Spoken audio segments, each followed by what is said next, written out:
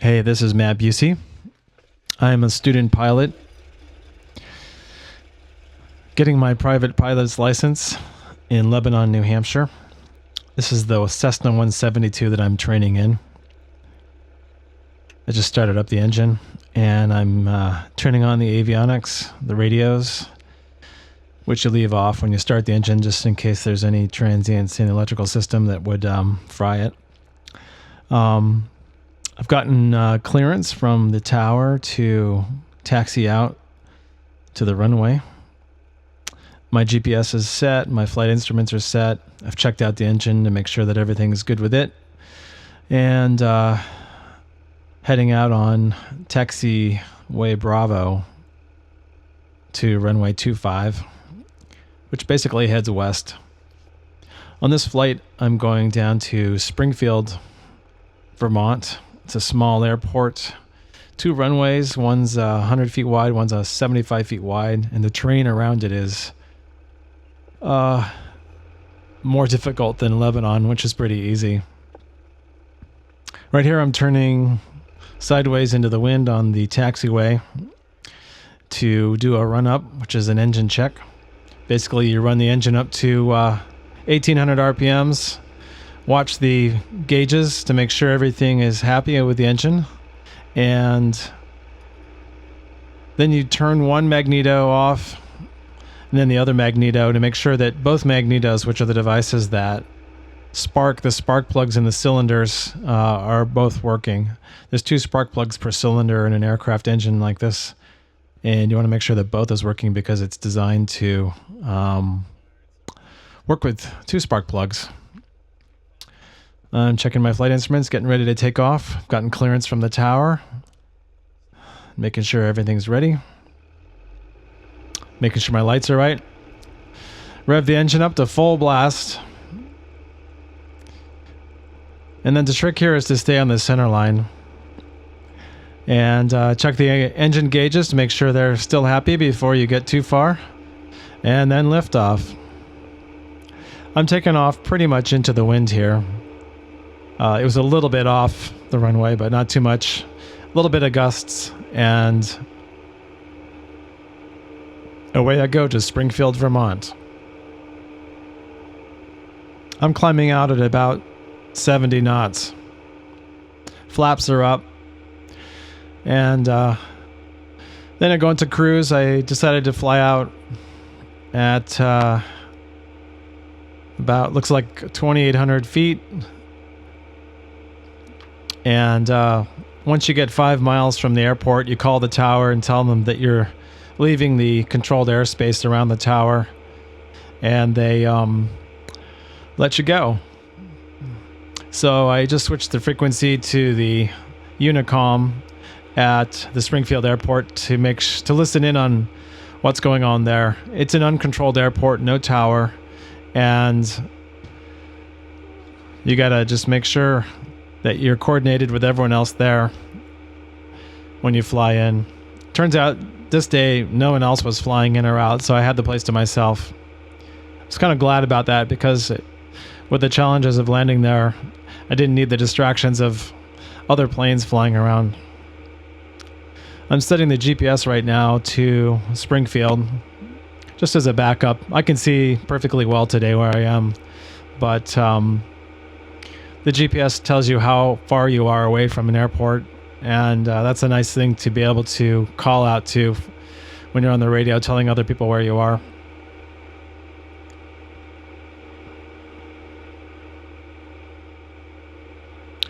I'm up at 3,000 feet now, and here I am coming down into the Springfield airport.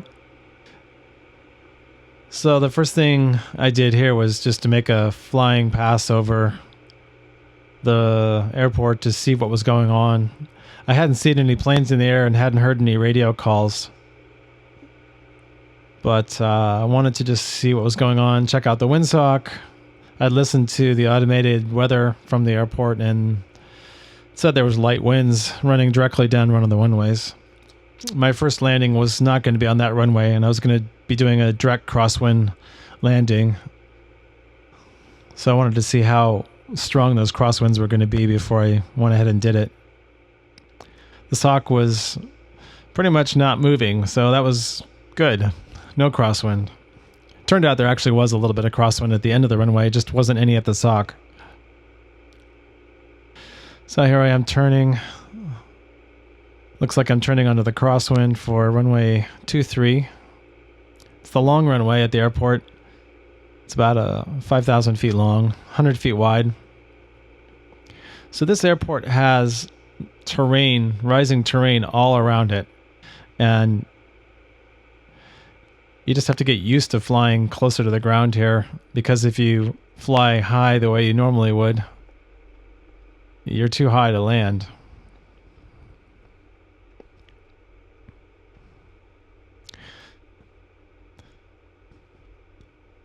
So you can see how close the trees are. So I've got full flaps in to give me the fastest drop for my speed. I'm trying to keep the speed down to approach speed. As usual, I'm left of the runway. I seem to always turn early.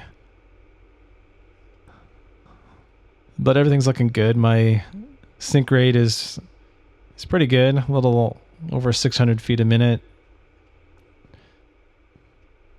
Quite a bit of turbulence. Well, not quite a bit. There was a fair amount of turbulence from my experience coming in here. The plane was getting rocked, so I was just working to keep it center lined. And as you can see, I still left of the center line. Seems to be my habit.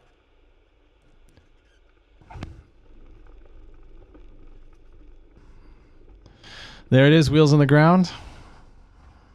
Always a relief. So I back taxied to the beginning of the runway and took off to an attempt on a landing on the other runway at the airport, which is runway 29. The wind was blowing 29, so that should have been an easier landing. Turned out it wasn't.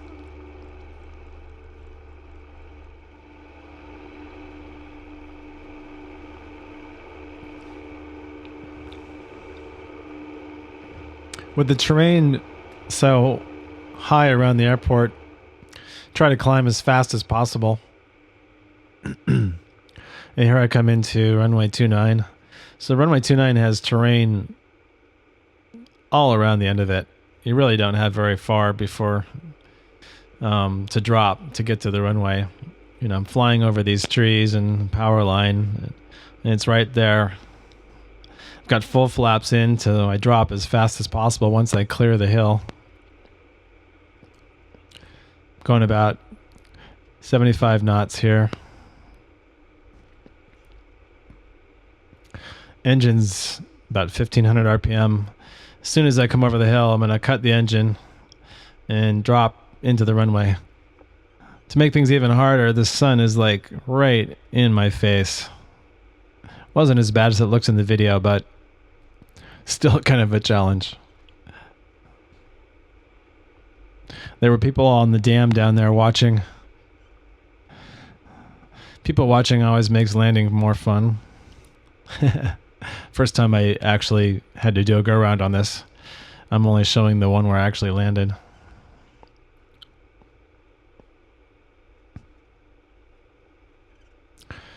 So there's the end of the runway. You can see how it's built out. And left of center line once again. I was dropping a little fast, so I gave it a little gas. And I bounced. Not too bad. A little bounce. Got on the ground in plenty of time. This is a short runway, so if you're not in the ground by the time you cross the runway there, forget it. So this is a short field takeoff. Flaps are 10 degrees. Engine goes to full blast with the brakes on. Then you let the brakes off and head out. You lift off at a little lower speed than you normally would to try to gain altitude as fast as you can. Can't really see it in the video, but there's rising terrain at the end of the runway.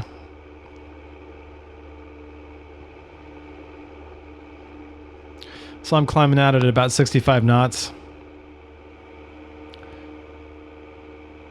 About 800 feet a minute vertical. And I did a few touch and goes. Well, actually, they were full stops. And Now I'm headed out, reprogramming the GPS to go back to Lebanon, New Hampshire. Again, I know where it is, but it's nice to be able to know where you are. Going back into a controlled airspace, you have to call in when you're 5 miles from the tower. The GPS helps you know exactly when that point is. So I just flew down the Connecticut River, actually up the Connecticut River, and it's beautiful out there. There's also a lot of really good fields for landing in case something goes wrong. A lot of long farmers' fields right along the river. I'm always looking out the window for spots to land.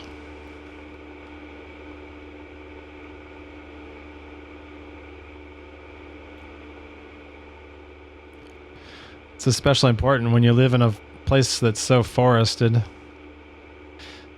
On the other hand, it reduces your choices, so you got to make a decision quick. There's the interstate.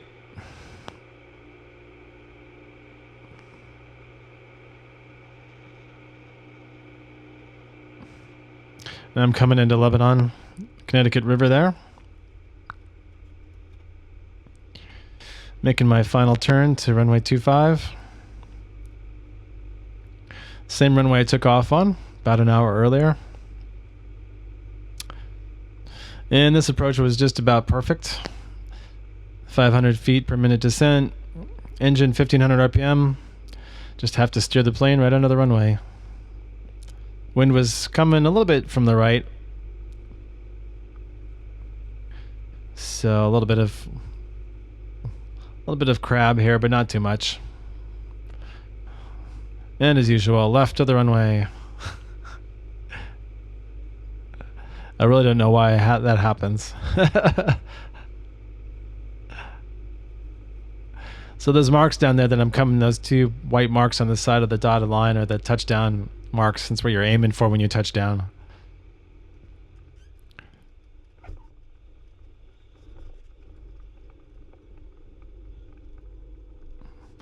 I bounced that one again. Landings on this trip weren't so hot, but nothing very hard really. All acceptable. So you have to shut off the radios, then you just pull the mixture on the engine and it starves it of fuel, and voila, there you are, all done.